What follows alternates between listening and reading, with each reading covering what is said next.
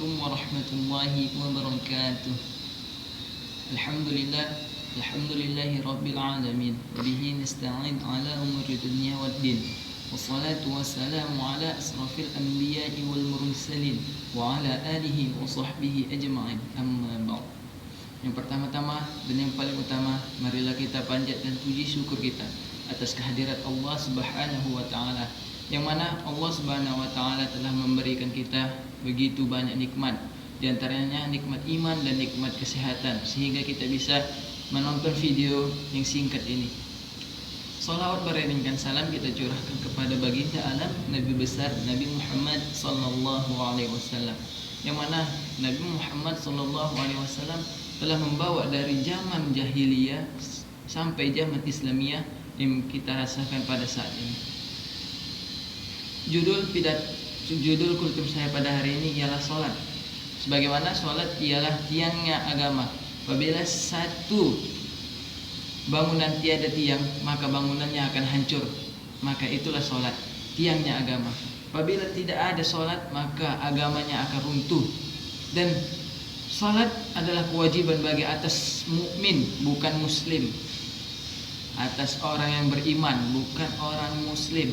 Jadi kalau kita ingin beriman kepada Allah atau beriman kepada rukun iman, maka tegakkanlah salat supaya dibilang Allah kita adalah seorang yang beriman. Sebagaimana Allah Subhanahu wa taala berfirman dalam surah An-Nisa ayat 103, A'udzubillahi minasyaitonirrajim. Bismillahirrahmanirrahim. Inna salata kanat 'alal mu'minina kitaban mawquta.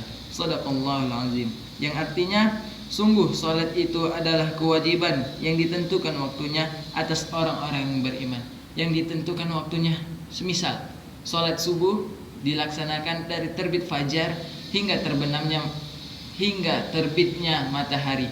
Salat zuhur apabila bayangan telah sampai di atas kepala kita, sampai bayang-bayang melewati tinggi badan kita.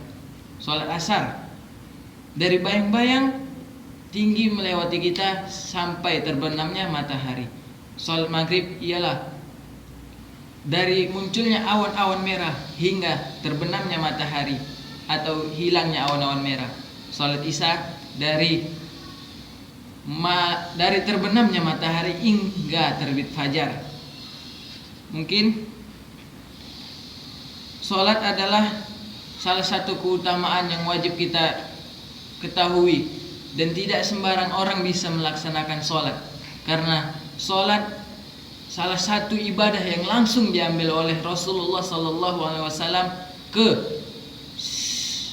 arsy Allah. Rasulullah mengambil ketika itu perjalanan Isra wal Mi'raj. Rasulullah pergi dari Masjidil Haram ke Masjidil Aqsa, pergi langsung ke langit ketujuh menjumpai Allah untuk menerima perintah salat.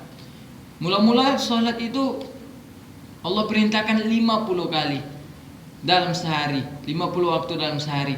Tapi Rasulullah turun berjumpa dengan Nabi Musa alaihissalam, bernegosiasi supaya Allah mengurangi salat kita. Lalu Nabi Muhammad pergi menemui Allah, lalu Allah mengurangi hingga 5 waktu. Satu waktu itu bernilai 10 waktu setiap waktu itu.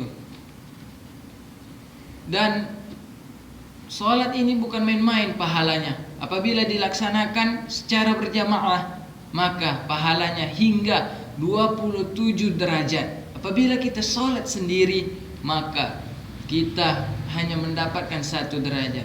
Tetapi salat yang kita laksanakan 5 waktu sehari itu belum pasti meninggikan kita. Tetapi yang pasti meninggikan derajat kita ialah apabila kita bermanfaat bagi manusia yang lain.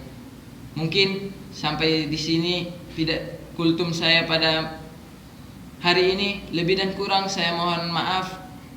Akhirul kalam bil ma'ad. Assalamualaikum warahmatullahi wabarakatuh.